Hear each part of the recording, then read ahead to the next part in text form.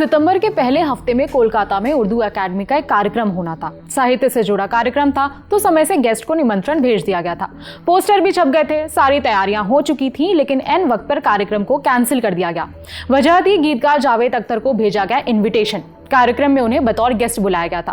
Poster में बड़ी तस्वीर भी छप गई थी, लेकिन उनका इतना विरोध हुआ कि अंत में प्रोग्राम को ही रद्द करना पड़ा। और अब कुछ दूसरे साहित्यकार और बीजेपी नेता पश्चिम बंगाल सरकार पर सवाल उठा रहे हैं। बीजेपी सांसद सुकान मजुमदार ने मुख्यमंत्री ममता बनर्जी से सवाल किया, पूछा क्या बंगाल को अब कट्टरपंथी चलाएंगे। सुकान ने लिखा, क्या कट्टरपंथियों का हुक्म अंतिम हो जाता है। इस प्रश्न का उत्तर केवल एक ही व्यक्ति दे सकता है, पश्चिम बंगाल की मुख्यमंत्री ममता बनर्जी।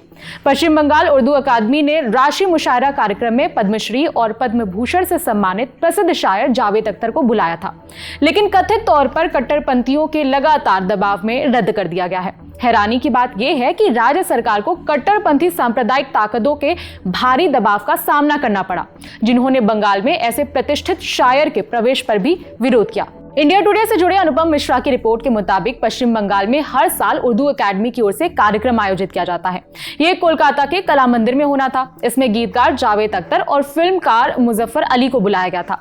जावेद अख्तर के पोस्टर जैसे ही सामने आए, उनका विरोध शुरू हो गया। आरोप लगाए गए कि जावेद अख्तर धर्म का अपमान करते हैं, उनकी जगह किसी और को बुला लिया जाए। जमीयत-ए-उलमा की लिखी चिट्ठी भी सामने आई, जो एकेडमी को भेजी गई थी। 25 अगस्त को भेजी गई चिट्ठी में लिखा था, जावेद अख्तर उद्दंड और असभ्य व्यक्ति हैं। ऐसे व्यक्ति को एक साहित्यिक कार्यक्रम में आमंत्रित करना हमारे लिए चिंता की बात है। उनकी जगह किसी ऐसे व्यक्ति को बुलाएं जो इस पद के योग्य हो, फिर चाहे उसका धर्म और भाषा कुछ भी हो। जावेद अख्तर न केवल धर्म के विरोधी हैं, बल्कि दूसरे धर्मों के लोगों का भी अपमान करते हैं।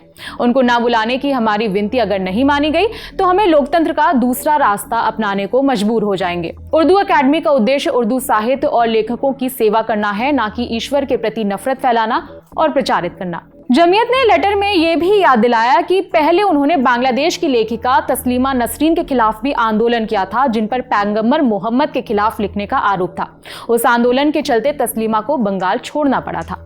जमीयत ने कहा कि अगर जावेद अख्तर को इस कार्यक्रम में बुलाया गया तो वो इस फैसले का विरोध करेंगे और इसके लिए लोकतांत्रिक तरीके अपनाएंगे। इसी तरह के और भी कई सारे विरोध हुए, जिसके बाद मुशायरा कार्यक्रम को रद्द कर दिया गया। इस फैसले का सामाजिक कार्यकर्ता शबनम हाशमी ने भी विरोध किया था। उन्होंने एक्स पर लिखा, ये तो बस शुरुआत है। मैं जोर जोर से चिल्ला रही हूँ, अपने साथी सीनियर कार्यकर्ताओं और युवाओं से कह रही हूँ कि वो मुस्लिम दक्षिणपंथियों को के चलाए जा रहे मंचों को सही बताना बंद कर दें। उन्होंने आगे लिखा कि ये ना तो हिंदू राष्ट्र है और ना ही इस्लामिक देश है। यहाँ बहुत से नास्तिक हैं जिन्हें जीने और खुलकर बोलने का अधिकार है। यहाँ तक कि धर्म द्वारा संचालित राज्यों में भी ऐसे लोग रहते हैं जो धर्म में विश्वास नहीं रखते। इस वीडियो को रिकॉर्ड किए जाने तक जावेद अख्तर की इस पर कोई प्रतिक्रिया नहीं आई थी। हालांकि सोशल मीडिया पर यूजर्स इस कार्यक्रम के कैंसिल किए जाने का विरोध कर रहे हैं। इस पर आपकी क्या राय है, हमें कमेंट करके बता सकते हैं। मेरा नाम है विभावरी। बाकी खबरों के लिए देखते रहिए दी ललन टॉप। शुक्रिया।